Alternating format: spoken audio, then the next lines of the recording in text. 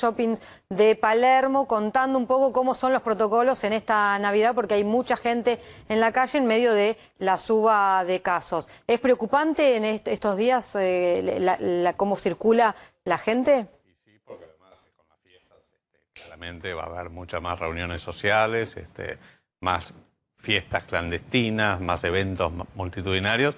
La verdad es que sí, es muy probable que esto se empine aún más después de las fiestas. Ahora, doctor, la OMS propuso que no se festeje con familiares para cuidar y obviamente ante la suba de casos. ¿Crees que aquí en Argentina ese mensaje puede llegar, puede impregnar en la sociedad después de 2 años de pandemia? Es muy difícil, la verdad, porque hay muy poco margen social para restricciones. Claro. Sobre todo después de lo que fue la cuarentena el año pasado y parte de este año, en fin, la verdad que hay muy poca tolerancia social. Sí creo que, por un lado, hay que cuidarse de los eventos familiares muy numerosos, hay que tratar de limitarlos, hay que, por supuesto, volver a lo que ya el año pasado decíamos, barbijo, distanciamiento físico. Sí creo que aquellos que no han sido vacunados o que no han completado su esquema tienen que testearse. Digamos, esta variante es muy contagiosa. Y obviamente, digamos, hay población de riesgo, sobre todo en estos eventos que son multigeneracionales. Hay que testearse y bueno, y tratar de cuidarse muchísimo, muchísimo más de lo que veníamos cuidándonos en los últimos meses. Más allá de que claramente la tolerancia a nuevas restricciones, la tolerancia social es muy baja, pero ¿crees que hay determinados eventos, sobre todo los masivos, deportivos, musicales, que deberían tener una restricción? Yo recién creo que era Conrado Stoll, ¿no?, que decía, yo estoy totalmente de acuerdo. Yo creo que ahora, hasta tanto no sepamos a ciencia cierta el comportamiento biológico de esta variante, de la Delta con Omicron, que creo que pareciera ser, digamos que, como decía recién, que no se traduce en, digamos, una correlación alta de complicaciones y muertes, pero la verdad es que no sabemos todavía a ciencia cierta. Creo que hay que suspender los espectáculos masivos. Claro, porque lo que planteaban algunos es que esta sería una variante de salida del coronavirus porque no es tan letal. Es muy probable. La historia natural de los virus, particularmente los virus respiratorios, tiene que ver con esto, digamos, a medida que van mutando, digamos, por una cuestión de que el objetivo, si tiene algún objetivo teleológico, algún objetivo, digamos, último, un virus, aunque no sea una partícula viva, es replicarse para sobrevivir. Con lo cual, para que esto haga, no tiene que ser muy letal. De hecho, las enfermedades virales muy letales, como fue el SARS, como fue el MERS, como fue el Ebola, duraron muy poquito, porque eran muy letales. Entonces, es muy probable que en la historia natural aumente la contagiosidad y se reduzca la virulencia. De algún modo, cuando pasó la gripe pandémica, recordemos las pandemias de 1918, creo que fines de los 50, la gripe de Hong Kong, etcétera, o la gripe A, después evolucionaron hacia una forma endémica. Es muy probable que ocurra lo mismo. Lo que pasa es que hoy todavía no sabemos eso. Claro. Entonces tenemos que tener ciertas conductas muy, pero muy cuidadosas, justamente para evitar, digamos, desenlaces después. Sí. Adolfo, se abrió una discusión muy fuerte sobre el pase sanitario. Algunas provincias lo empezaron a aplicar, otras como la ciudad dicen que no es necesario. ¿Estás a favor o en contra del pase sanitario? Yo creo que es una medida acertada y adecuada en este momento. En este momento sí tengo mis dudas sobre cuán sustentable es, y la verdad es que como pasó el año pasado con la cuarentena, el confinamiento, una cosa es ponerlo a un periodo muy corto de tiempo, pero no se puede mantener sin calibración durante tantos meses. Y acá pasa lo mismo. Creo que, digamos, puede ser un objetivo en el corto plazo por un corto periodo de tiempo. El segundo punto es quién va a controlar. Entonces yo creo que tiene un efecto fuerte disuasivo. Para que se vayan a vacunar. Es una fuerte señal, para que los grupos más reticentes, bueno, eso es lo que se está viendo en el mundo, ¿no? Que ya 20 días antes de su aplicación se muestra un crecimiento en la vacunación, entonces la gente ya, por las dudas de quedarse afuera de algo, la gente se aplica son la los vacuna. Jóvenes, son sobre todo los jóvenes, que no es que sean antivacunas, es simplemente que no le dan bola, están podridos, tienen una baja percepción de riesgo, esto hace que, digamos, se cuelguen. Claro. Bueno, ahora esto, digamos, no poder entrar a un boliche, no poder ir a un espectáculo, etcétera, obviamente es un fuerte desincentivo para quienes no quieren vacunarse y que no tienen ninguna otra razón para no vacunarse. ¿Qué crees que debería hacer el gobierno, en este caso el Estado, cada Estado provincial, para prevenir lo que es inminente, pareciera una tercera ola. Estamos en una tercera ola. Estamos en tercera, cuarta, la verdad que ya a esta altura uno pierde el conteo. Pero sí, ¿qué debería estamos hacer? en una ola. Primero debería, y acá creo que hay un rol fundamental del Ministerio de Salud de la Nación, tiene que recuperar el rol de articulador e integrador de las políticas. No puede ser que cada provincia tenga su propia política o que cada municipio tenga su propia política. Es absurdo, es un federalismo ridículo el que estamos sosteniendo en medidas como esta. Me parece que acá existe un Consejo Federal de Salud, me parece importante que se definan cuáles son las medidas que hay que tomar y que se tomen de manera armónica. Por supuesto, esto no significa que sean exactamente iguales porque hay distritos o provincias que tienen mayor o menor impacto, exposición, etcétera. Pero tiene que hacerse algo coherente. Adolfo, danos un minuto que nos está llamando un móvil. Martín Para el año próximo, estamos cerrando con una suba de casos importantes, nos tenemos que acostumbrar a convivir con el virus, sobre todo con esta variante Omicron, que muchos especialistas dicen todos nos vamos a contagiar más allá de que estemos vacunados o no. Sí, esa última afirmación no sé con qué evidencia lo dicen. Claramente sí, tenemos que acostumbrarnos a convivir con el virus. Yo creo que el 22, digamos en comparación con el 21, y ni que hablar con el 20, va a ser un mejor año. Y yo creo que sí estamos empezando a ver el final de la pandemia. Justamente por esto que hablábamos recién de la historia natural de las virosis respiratorias. Ahora, ¿cuándo esto va a ocurrir? La verdad es que no lo sé. Yo tengo la impresión de que, y también lo he dicho, acá hay un problema. ¿Dónde apareció la variante Omicron? En el África subsahariana, sí. Exacto. ¿Por qué apareció? Porque el porcentaje de vacunación de Botsuana o de los países del África subsahariana no llega al 10% con una dosis.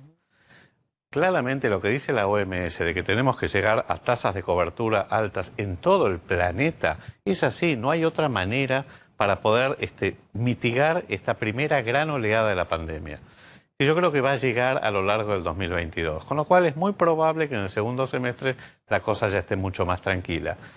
Vamos a ver también un poco lo que recién decía, cuál es el comportamiento biológico de estas nuevas variantes. Si verdaderamente se desacoplan, aunque tengan un poquito más de resistencia a las vacunas, de todos modos, digamos, con esquemas completos, con dosis de refuerzo, verdaderamente se desacopla el caso con la complicación y la muerte, bueno, llegará un punto en el cual vamos a tener una enfermedad endémica, como es el caso de la gripe, como es el caso de otras virosis respiratorias, y entonces vamos a tener que bajar en ese momento, probablemente de acá a un tiempo, todavía eso no lo podemos decir, bueno, el conteo, porque todo esto también genera un ambiente de ansiedad, preocupación permanente. Más casos. Exacto. Adolfo, marcabas el tema de la variante Omicron en Sudáfrica, y este no es un punto menor. Te consulto. Cuando no estás vacunado, ¿tenés más propensión a poder desarrollar una variante nueva? ¿Puede generarse una variante nueva distinta a la Omicron en Sudáfrica, por ejemplo, si no vacuna, y eso afectar a todo el mundo cuando pareciera ya estar saliendo de esta pandemia? Hay dos razones para la aparición de estas mutaciones. El virus se va replicando. Entonces, por un lado, cuando hay circulación viral, hay más chances de que alguna de estas replicaciones tenga un error, que es la mutación, que a su vez selecciona una variante, por ejemplo, más contagiosa. Es lo que ha venido pasando. La otra es que cuando se replican, sobre todo, mucho tiempo en lo que se llaman huéspedes inmunodeprimidos, que tienen algún trastorno de la inmunidad, quedan, digamos, mucho tiempo en esas personas. En África, el problema es que esto coexiste con una prevalencia, con una frecuencia de enfermedades que producen inmunodepresión, como el VIH-Sida, muy alta, particularmente en África subsahariana, con lo cual esta combinación es lo que, en la medida que no se vacunen y que además la prevalencia de VIH-Sida sea muy alta, como es el caso, probablemente facilite la aparición de mutaciones y de estas nuevas variantes. Nosotros vemos, y decías, ¿no?, el número de casos que aumentan, hoy estamos en más de 11.000 casos, pero hay otros datos que tienen que ver con la ocupación de camas de terapia intensivo, con la cantidad de muertos, que más allá de que obviamente siempre que la muerte de una persona para esa familia, por supuesto, es trágico, pero hay menos muertos que ayer, que hubo menos casos. ¿Qué otros datos son importantes de tener en cuenta para saber si esto se agrava o no? Mira, los más importantes son estos que dijiste. Cómo esto repercute en la saturación de los servicios de salud y en los desenlaces fatales. Después está la tasa de positividad de los test, que está aumentando. Sí. Y si bien aumenta el número de test que se están haciendo, lo que quiere decir esto es que le estamos corriendo de atrás. Claro. Pero estamos siempre hablando de los casos. Pero claro, si nosotros podemos detectar tempranamente los casos, entonces podemos trazar los contactos estrechos, aislar los focos. Esa es la realidad. Entonces, en la medida que no testeemos, no hay manera de hacerlo. Pero bueno, lo más importante, los parámetros que tenemos que monitorear de manera muy estrecha son estos. La ocupación de las hospitalizaciones, la ocupación de camas de terapia intensiva y, por supuesto, las muertes. Sí. Entonces hoy está aliviado el gobierno, que es un poco lo que dicen, ¿no? O sea, está aliviado en el sentido de... No creo que esté aliviado. No, pero está aliviado en el sentido de que los contagios van a aumentar, pero todavía la ocupación de camas de terapia intensiva... Por ahora no. Por ahora no, y yo espero que no. Si verdaderamente este desacople se prolonga a lo largo del tiempo, en los próximos meses, ahí vamos a poder decir, bueno, estamos ante otra cosa. Mucha gente en el verano va a viajar al exterior. Y una preocupación es si cuando vuelvan deben hacer algún tipo de aislamiento. Por ahora no. ¿Crees que sería conveniente en este marco mundial? Y depende. La verdad que es extremadamente dinámico el contexto, esto puede cambiar. Esto puede cambiar. Lo que sí hay que hacer es testearse. Pero también es cierto que con las pruebas antigénicas, las moleculares, por ejemplo, estas nuevas variantes producen muchos falsos negativos.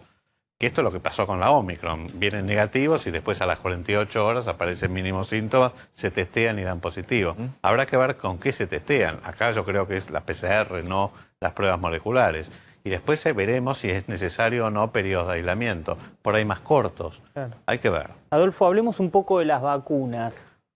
Para la aplicación de la tercera dosis, el gobierno actualmente fijó una fecha de 5 meses después de la segunda dosis. ¿Crees que ese lapso tiene que bajar para aplicar y avanzar rápidamente una tercera dosis o te parece que está bien?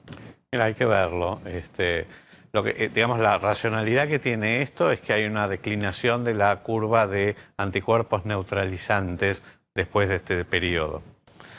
También es cierto que no es la única respuesta inmunitaria. Existe lo que se llama inmunidad celular. Claro. La inmunidad celular es que de algún modo la que guarda esos linfocitos T que guardan la memoria inmunológica y que obviamente, digamos, en el momento de una nueva agresión, por ejemplo una infección, ahí, digamos, nuevamente aparecen las defensas. Pero sí lo que se ha visto es que hay una fuerte declinación, con lo cual la verdad que al principio eran 9 meses, claro. Después se bajó a 6, ahora se bajó a 5, hay que ver, probablemente tal vez haya que acortar el periodo. También es cierto que eso tiene que ver con la disponibilidad de vacunas, porque vos fijate pero si Argentina está donando vacunas, vacunas sobran. Vacunas está sobreestoqueada la Argentina. Claro. Sí, por ejemplo, lo que sucede es que nos puede suceder a nosotros que nos vacunamos con la segunda dosis en octubre, que recién nos tocaría aplicarnos el refuerzo en marzo. Eso es un punto de por qué aparece ahora esta subida de casos. Porque los que se vacunaron primero y que todavía no recibieron el refuerzo, están menos protegidos. Claro. A eso sumale que todavía queda un 15% que no inició o no completó los esquemas de vacunación. Claro. Vos decías, conviene primero, obviamente, focalizar o poner todo el foco en los que tienen una sola dosis o los que no están vacunados. Eso es esencial, digamos. Total, exacto. Igual, como decían recién, como estamos sobreestoqueados de vacunas ahora, sí hay que vacunar a todos. A todos, a los que completaron el esquema y a los que no completaron. También creo que el pase sanitario, si bien puede ser adecuado en este momento, no es la única medida que hay que tomar. Lo que a este gobierno le ha faltado es una campaña comunicacional inteligente, flexible, segmentada, focalizada en los grupos, digamos, más reticentes, que son los jóvenes, que salga de la puerilidad de digamos, de lo que fueron los spots publicitarios el año pasado con la cuidadanía y que vaya, realmente yo creo que hay comunicadores en la Argentina bastante más sofisticados que pueden de alguna manera tratar de empujar un poco los cambios de conductas y concientización. Ahora, más que los jóvenes que se ven que se resisten a vacunarse, a pesar de que no son antivacunas, sino porque creen que no son un grupo de riesgo, también se dio un fenómeno en nuestro país que son los chicos que no se vacunan. Más de 2 millones de chicos de entre 3 y 11 años, y eso tiene que ver con una decisión de los padres que también quieren no vacunar a sus hijos. Sí, también motivada por una fuerte desinformación que hubo, digamos, hace un par de meses. La Asociación Pediátrica. La Asociación de Pediatría, lo que dijo la ministra de Salud, en fin, eso no contribuyó para nada a generar confianza en los padres para vacunar a los chicos. Los chicos tienen que vacunarse. Ahora, la razón es, ¿por qué se tienen que vacunar los chicos? Porque si vos decís, ¿es por los chicos mismos? ¿Es porque pueden tener complicaciones serias? No, excepto que tengan, digamos, comorbilidades muy importantes. No, eso no. Es porque realmente, digamos, es para tratar de bloquear la circulación del virus. Es esa la razón. Entonces ahí viene el dilema ético. Bueno, pero, o sea, ¿por qué tengo que vacunar a los chicos y someterlos a un potencial efecto adverso para proteger a quién? No a ellos. Bueno, todo esto hay que comunicarlo mejor. Ese es el punto. En la Argentina, para poder ingresar a un colegio, tenés que llevar el certificado de vacunación con las vacunas obligatorias. ¿Sería conveniente agregar la vacuna del coronavirus para bueno, el acá viene ciclo? El punto de cuándo va a ser obligatoria. Hoy, por ahora, todas las vacunas tienen aprobación de emergencia por las agencias regulatorias. Esto va a empezar a cambiar, probablemente yo creo que en el año próximo. Y acá es donde va a haber que considerar. Imaginemos que ya hay miles de millones de personas que se han vacunado. No hay efectos adversos serios. Hay reportados como con cualquier medicamento. Pero es vacuna. ínfimo en porcentaje con respecto a los vacunados. Tal vez haya que tomar la decisión, y esto lo tendrá que también definirlo los organismos internacionales como la OMS, bueno, si tenemos que ir o no a la vacunación obligatoria. O sea, obviamente tenemos vacunas obligatorias en nuestro calendario que tienen incidencias de enfermedades infinitamente más bajas que la que tenemos con COVID.